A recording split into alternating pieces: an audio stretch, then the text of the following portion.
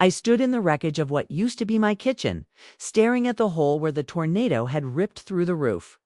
70 years old, and I'd survived a lot, but nothing prepared me for this. The entire second floor was gone.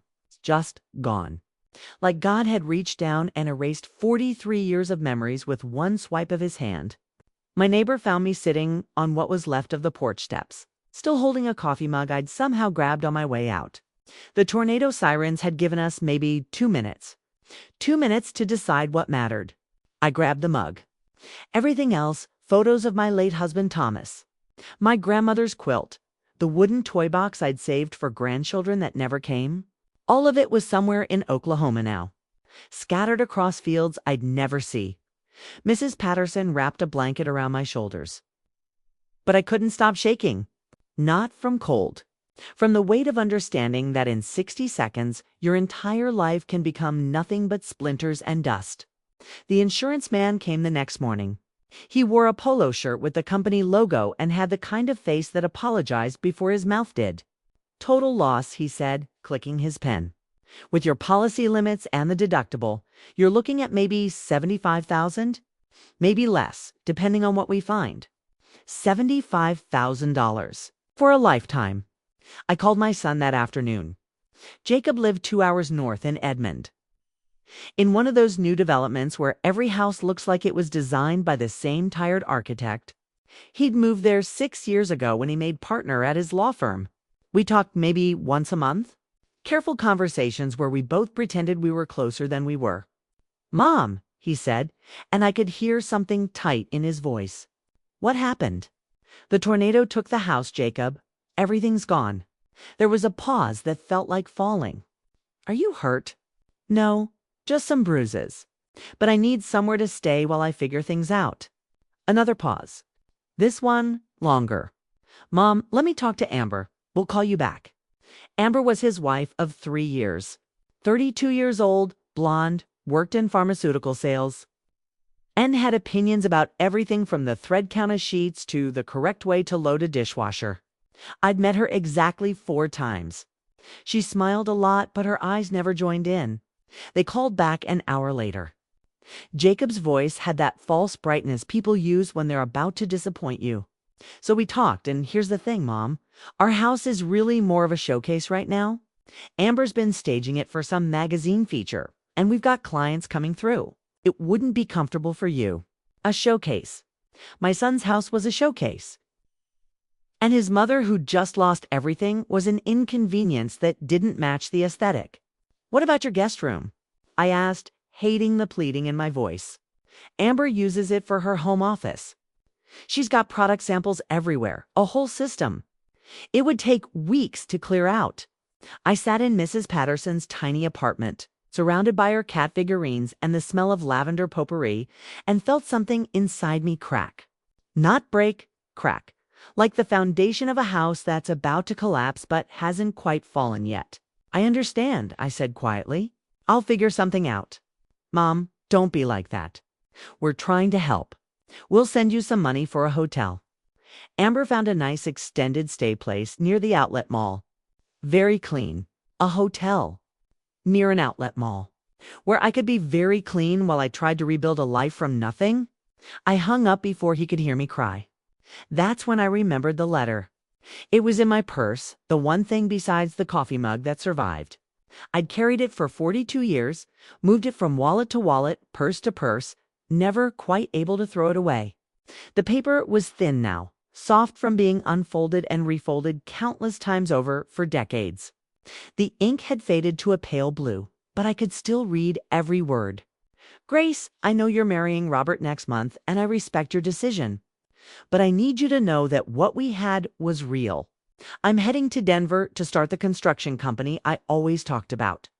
If you ever need me for anything, I'll be there. I promise I'll wait for you, however long it takes. All my love, Henry Morrison." I'd loved him when I was 28. Loved him with the kind of intensity that makes you stupid and brave and willing to risk everything. He was 30 then, working for his uncle's construction crew, dreaming of building something that mattered. We'd spent one summer together, just one summer of stolen evenings and promises whispered in the dark of his truck. parked by the reservoir outside Norman. Then his uncle died, and Henry inherited enough money to finally start his own business. He asked me to come with him to Denver, asked me to leave everything I knew and build a new life in a strange city with a man I'd known for 4 months. I almost said yes. But my mother was sick with cancer. My father needed help with her care. And Robert was steady, reliable, already 35 with a good job at the utility company and a mortgage on a small house. Robert proposed a week after Henry left. He didn't offer me adventure or passion, but he offered me security, stability, a life that made sense. So I said yes. I tucked Henry's letter into my wedding bouquet, a secret I couldn't quite bury. I'd followed Henry's career from a distance over the years. Heard through mutual friends that his construction company had grown into something significant. Morrison Development, building shopping centers and office parks across 3 states. He never married, which surprised everyone. Too busy building his empire, people said. The last I'd heard, maybe a decade ago, he'd become one of those quiet millionaires you read about in the business section. The kind of success that seemed impossible from where I stood now. In a borrowed apartment with borrowed clothes and exactly $317 in my checking account. But I couldn't stop looking at that letter, at the promise he'd made 42 years ago. If you ever need me, I'll be there. I found his company website on Mrs. Patterson's computer. Morrison Development had a sleek interface with photos of gleaming buildings and a professional headshot of Henry that made my breath catch. He'd aged well. Silver hair, lines around his eyes that suggested laughter rather than worry. The same strong jaw I remembered. There was a contact page with a phone number. I stared at it for 3 days. 3 days of waking up on Mrs. Patterson's lumpy sofa bed. 3 days of washing my 2 outfits in her bathroom sink. 3 days of watching my savings dwindle as I tried to figure out how a 70-year-old widow with no house and a son who didn't want her was supposed to rebuild a life. On the 4th morning, I couldn't take it anymore. I dialed the number before I could change my mind. Morrison Development. This is Henry Morrison. His voice was deeper than I remembered, weathered by time and business negotiations, but unmistakably his. I almost hung up, almost pressed the red button, and pretended I'd never made the call. But something in his tone, some warmth that seemed to reach through the phone and wrap around my breaking heart, made me speak. Henry, it's Grace. Grace Thompson. Well, Grace Campbell now, but I used to be Thompson. Silence. Long enough that I thought maybe I'd been wrong. Maybe he didn't remember. Maybe 42 years had erased me from his memory the way the tornado had erased my house. Then he said my name. Just my name, but he said it like a prayer, like a question, like the answer to something he'd been asking for decades. Grace, I'm so sorry to call like this. The words tumbled out in a desperate rush. I know it's been forever and this is crazy, but my house was destroyed by a tornado last week. I lost everything. And my son doesn't want me, and I didn't know who else to call. Where are you? His voice had changed, become sharp with concern, with focus. I'm in Norman, at a friend's apartment, but I can't stay here much longer. Give me the exact address. I could hear movement on his end, the sound of keys, a door closing. I'm getting in my car right now. You don't have to do that. I just needed to hear a friendly voice. Grace. His tone left no room for argument. Tell me where you are. I'm already driving. I gave him Mrs. Patterson's address. My voice barely a whisper. Mrs. Patterson heard the conversation and gave me a knowing look as I tried to make myself presentable with the limited resources I had. She didn't say anything, just squeezed my hand. 2 hours later, a black Range Rover pulled up outside. I watched from the window as Henry stepped out. Even after 42 years. Even with gray hair and the bearing of someone who'd spent decades making important decisions. I recognized him immediately. He was broader now, solid in the way successful men become. Wearing jeans and a charcoal sweater that probably cost more than my entire destroyed wardrobe. But his eyes, when they scanned the building looking for me, were the same warm brown that had made me fall in love with him in the parking lot of a summer carnival in 1983. I grabbed my small bag and hurried down the stairs. My hands were shaking. Henry was leaning against his car, waiting. When he saw me, his face transformed. Not just a smile, but something deeper. Recognition. Relief. Like he'd been holding his breath for 4 decades and could finally exhale. Hello, Grace, he said softly. I wanted to apologize for how I looked. My hair needed cutting and coloring. My borrowed clothes didn't fit right. I felt small and defeated and 1,000 years old. But he was looking at me like I was still the woman he'd loved when the world was young. "Hello," I managed to say. He studied my face, taking in every line, every mark that time and grief had left. "You look exactly how I remembered." I started crying. Right there on the sidewalk in front of Mrs. Patterson's building. I fell apart. 42 years of holding myself together. 5 days of terror and loss and rejection. A lifetime of being told I wasn't quite enough. It all poured out in gasping sobs I couldn't control. Henry didn't hesitate. He closed the distance between us and pulled me into his arms. He smelled like expensive cologne and leather and success, like everything I'd lost and everything I'd never had. His sweater was soft against my cheek, and his arms were solid around my trembling body. "I'm sorry," I choked out. "I'm so sorry. Henry, I shouldn't have called. I shouldn't drag you into my disaster. You should have called 42 years ago," he murmured. His hand moved in slow circles on my back. "You should have called from Denver on your wedding day." When I finally pulled away, embarrassed by the wet spot I'd left on his expensive sweater, he reached out and wiped tears from my face with his thumb. His touch was gentle, familiar in a way that made my chest ache. "You've been through hell. That doesn't make you weak. It makes you a survivor." I laughed, but it came out bitter. "I'm 70 years old, homeless, rejected by my own son. That's not surviving. That's failing." His jaw tightened. "Your son is a fool. You don't know him. I don't need to. I know you, or I knew who you were. And the Grace Thompson I knew would never turn her back on someone who needed help." The way he said my maiden name, like it was something precious he'd been keeping safe all these years, made my heart crack open. "That was a long time ago. I'm not that woman anymore." "Maybe not," he agreed, "but I'd like to meet who she became." He put my pathetic bag in his car like it contained treasures.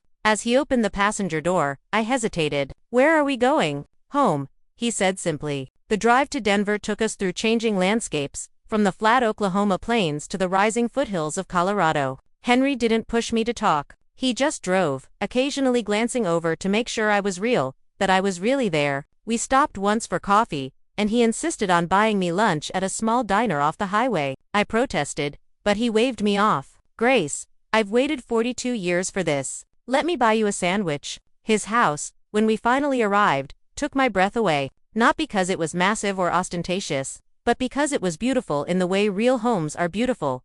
Warm, lived in, full of light and books and comfortable furniture that invited you to stay. It sat on 5 acres outside Denver, with views of the mountains and gardens that someone clearly loved and tended. "This is your home," I whispered as we pulled into the circular drive. He turned off the engine but didn't move. "I built it 10 years ago. I designed every room thinking about what you might like, what I might like. Henry, you haven't seen me in 4 decades. He looked at me with those warm brown eyes. "I never stopped thinking about you. Not for a single day."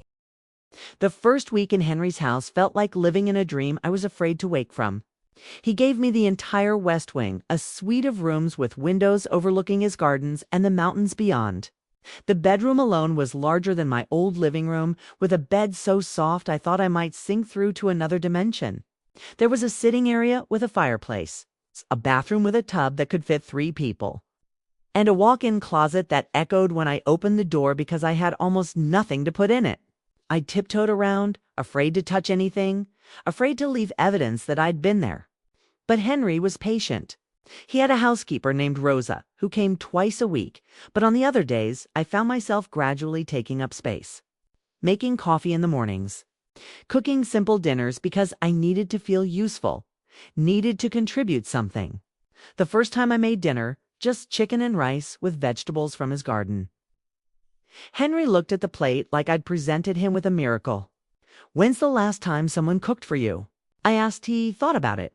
"My mother, before she died." That was 12 years ago. Something in my chest twisted.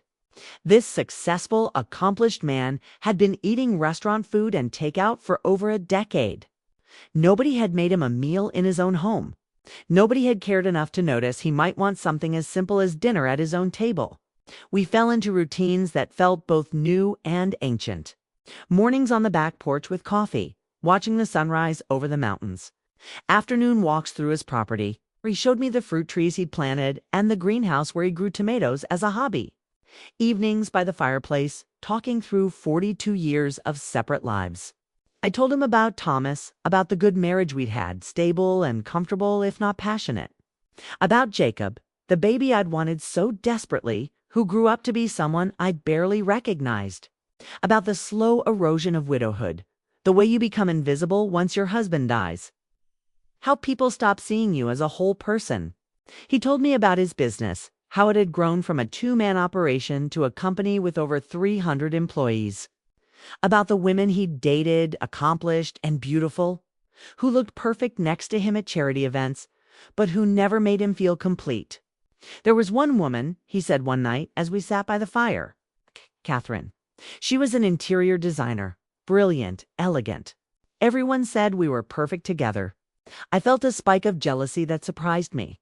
What happened? I proposed, he said quietly.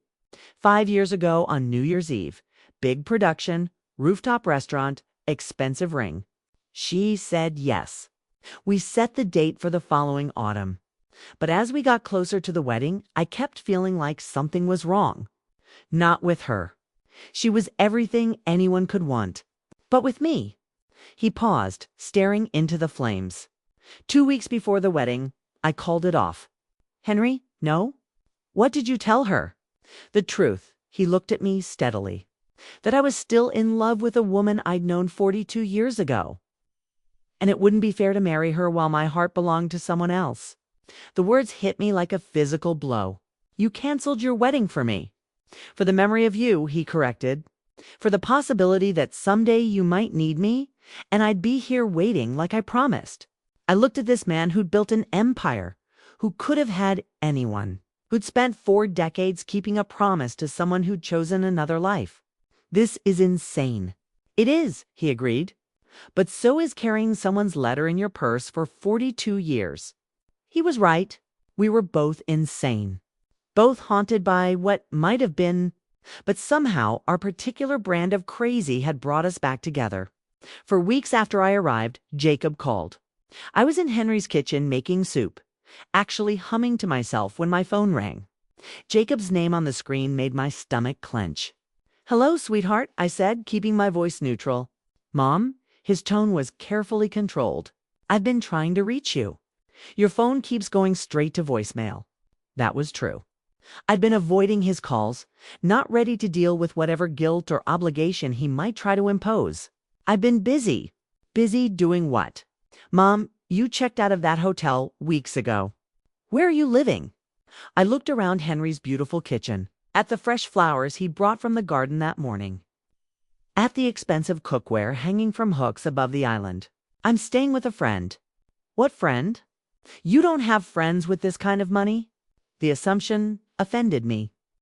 More because it had been true for so long. After Thomas died, I'd let friendships fade. Too exhausted and too proud to maintain relationships when I had nothing to offer in return.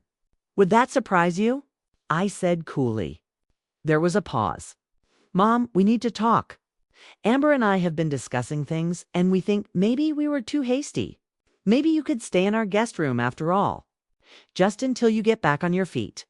The offer that would have meant everything a month ago now felt hollow.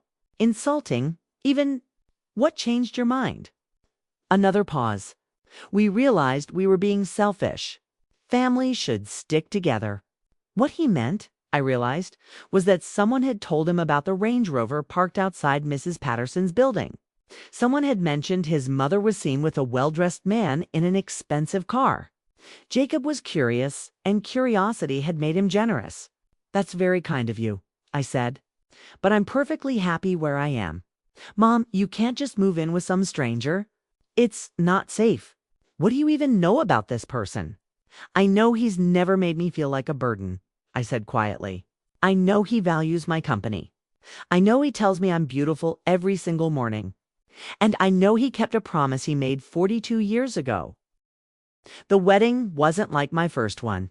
When I married Thomas 42 years ago, it was about meeting expectations.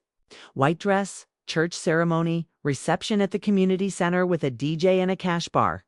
We invited everyone we knew and several we didn't particularly like, because that's what you did. We performed a ritual for everyone else, not for ourselves. This time, Henry and I did exactly what we wanted. The ceremony took place in his garden on a crisp October morning. 6 months after that phone call from Mrs. Patterson's apartment, the officiant was an old friend of Henry's, and the only witnesses were Rosa, his housekeeper, and Michael, Henry's business partner and friend of 30 years. I wore a simple cream-colored dress that Henry said made me look luminous, and he wore a navy suit that made his silver hair shine. No fuss, no performance, no stress about impressing anyone. Just two people who'd found each other again after 4 decades, promising to spend whatever time they had left together. Jacob came to the wedding. I debated whether to even invite him, but Henry convinced me to try one more time. "He's your son," Henry said simply. "You'll regret it if you don't give him the chance to make things right." So I called him 2 weeks before the ceremony. "Henry and I are getting married," I said flatly. "October 12th at 11. You're welcome to come, but Amber is not invited." He showed up alone, looking uncomfortable in a suit that probably cost more than my old monthly mortgage payment. He shook Henry's hand with forced politeness, made awkward small talk, and even managed a tight smile when the officiant declared us husband and wife. But I could see him calculating, taking inventory of Henry's house, his car, the obvious markers of wealth and success. After the ceremony, over the lunch Rosa had prepared, Jacob pulled me aside. "Mom, I need to apologize." "For what happened?" I realized now we handled things badly. I looked at him, this man who used to be my baby boy, and felt nothing but sadness. "You didn't handle things badly, Jacob. You made a choice. Family or convenience. You chose convenience. That's not fair. I had to consider Amber's feelings too. Did you have to consider mine?" He had no answer for that. We finished the meal in uncomfortable silence, and he left as soon as was polite. Henry found me on the back porch afterward, staring at the mountains. "You okay?" "I'm better than okay," I said, and realized it was true. I'd spent decades defining myself by my relationships. Thomas's wife, Jacob's mother, the widow everyone pitied but nobody really saw. Now I was just Grace, Henry's wife, yes, but more importantly, myself. Complete 6 months into our marriage, the insurance settlement finally came through. $78,000, slightly more than they'd initially estimated. It sat in my account like a question. "What do you want to do with it?" Henry asked one evening as we reviewed the paperwork. I thought about it for a long time. I could rebuild in Norman, buy a small house, start over in the place where I'd spent most of my life. But the truth was, Norman didn't feel like home anymore. This did. Henry's house, his gardens, his mountains. This life we'd built together from the ashes of our separate pasts. "I want to donate it," I said finally, "to the local women's shelter, for women who need a safe place to rebuild." Henry looked at me with such love it made my chest ache. "You're sure?" "I'm sure. I'd spent 70 years learning that home isn't a building. It's not even a place. It's wherever someone looks at you and sees who you really are and loves you anyway." Jacob called again a few weeks after that. "Mom, I heard you donated your entire insurance settlement. Are you crazy? That was your future." "No," I said calmly. "That was my past. My future is here." He didn't understand, and maybe he never would. But I'd stopped needing him to. This morning I woke up in Henry's arms, in our bed, in the house that became our home. Sunlight streamed through the windows overlooking the gardens we'd tend together. And I could smell the coffee Henry makes every morning before I wake up. At 70 years old, I'm happier than I've ever been. Not because of Henry's success or his beautiful house or his money, though I won't pretend those things don't make life easier, but because someone sees me, really sees me. The tornado took my old life. It ripped it apart and scattered it across 3 counties. But sometimes destruction is just another word for transformation. Sometimes you have to lose everything you thought you needed to find what you've been missing all along. And sometimes, if you're very, very lucky, first love gets a second chance to become forever love. Henry's letter is framed now, hanging in his office next to photos of our life together. A reminder that some promises are worth keeping, even when it takes 42 years to honor them. I keep thinking about the woman I was the day the tornado hit. standing in the wreckage of my kitchen with a coffee mug in my hand, convinced my life was over. If I could go back and tell her what was coming, would she believe me? That the worst day of her life was actually the beginning of the best? Probably not. We're not very good at seeing possibilities when we're standing in the ruins. But that's what faith is, I suppose. Not faith in God or fate or destiny, though maybe those too.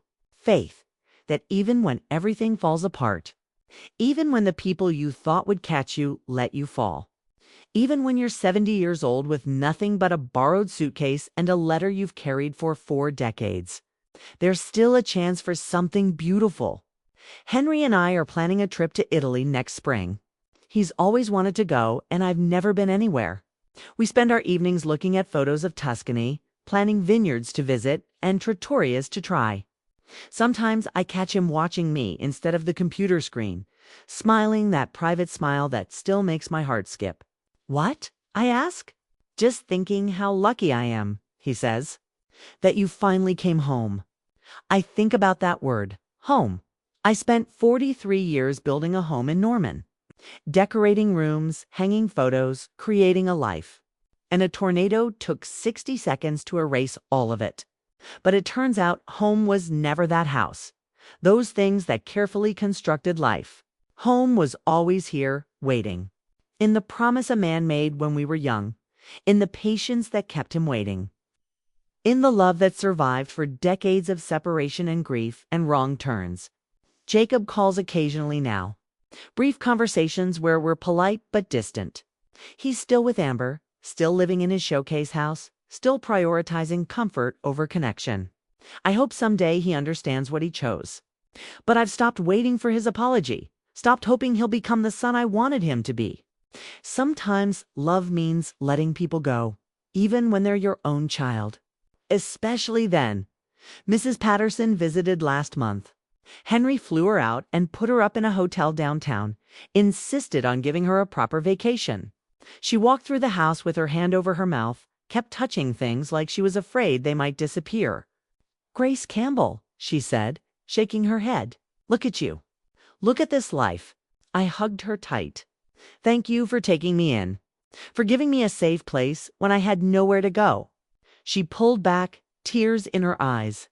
"Sweetheart, I gave you a lumpy sofa for a week. Henry gave you a whole new life." "No," I said. "The tornado gave me a new life. Henry just reminded me who I used to be. Before I became someone's wife, someone's mother, someone's burden. He reminded me that Grace Thompson was always here underneath all those other identities, waiting for her turn. We planted a garden this fall. Henry and I, vegetables and flowers mixed together because I like the way it looks. It's practical and beautiful at the same time. Every morning I go out with my coffee and check on what's growing. Tomatoes and zinnias. Peppers and cosmos. New life pushing up through the soil. Sometimes I think about my old house. About the photo albums that burned. The quilts that scattered. The lifetime of possessions reduced to nothing. And I feel a small ache for what was lost. But mostly I feel grateful. Because holding on to all those things, I've been holding on to an identity that didn't fit anymore. The tornado didn't just destroy my house. It destroyed the cage I'd been living in. It forced me to make a choice I might never have made on my own. To reach out. To be vulnerable. To risk rejection from the one person who'd never stopped waiting for me. Tomorrow, Henry and I are going into Denver. He has a meeting, and I'm going to walk through the art museum. Maybe have lunch at that cafe I like. Small things that feel enormous because I'm choosing them for myself. Not because they fit someone else's expectations of who I should be or what I should do. Tonight we'll have dinner on the back porch if the weather holds. Henry will grill steaks and I'll make the roasted vegetables he loves. We'll watch the sunset over the mountains and talk about nothing important. Our plans for the garden, the book I'm reading, the conversation he had with Michael about expanding the business into Arizona. Normal life. Beautiful because it's ordinary. Because it's ours. The coffee mug survived somehow. The one I grabbed when the sirens went off. The one I carried out of my burning house like it mattered. It sits in Henry's kitchen cabinet now, chipped and ordinary among his expensive dishes. Sometimes I take it out and hold it. This accidental artifact from my old life. A reminder that in moments of crisis, we don't always grab what's valuable. We grab what's familiar, what feels like home in our hands. But home isn't a mug or a house or a zip code. Home is wherever someone knows your whole story, all the ugly and broken and beautiful parts, and says, come here anyway. Come here and stay. I'm 70 years old, and I'm just starting to understand what it means to be alive. Not surviving, not enduring, not making do. Actually living. Waking up grateful. Going to bed content. Spending my days with someone who sees the best in me and loves even the worst. The tornado was the worst thing that ever happened to me. And the best. Both things are true. Both things can live together. Destruction and creation, ending and beginning, goodbye and hello. Henry's letter hangs in his office, but I don't need to look at it anymore to remember what it says. I know every word by heart. The promise he made. The promise he kept. The promise that turned into this life. This love. This second chance that feels like grace. Because that's what it is, grace. Not the name my parents gave me, though I've grown into appreciating that too. But grace as in undeserved gift. Grace as in mercy you didn't earn. Grace as in the universe reaching down and saying, I see you. You've suffered enough. Here's something beautiful for a change. Some stories end with happily ever after. Mine starts there.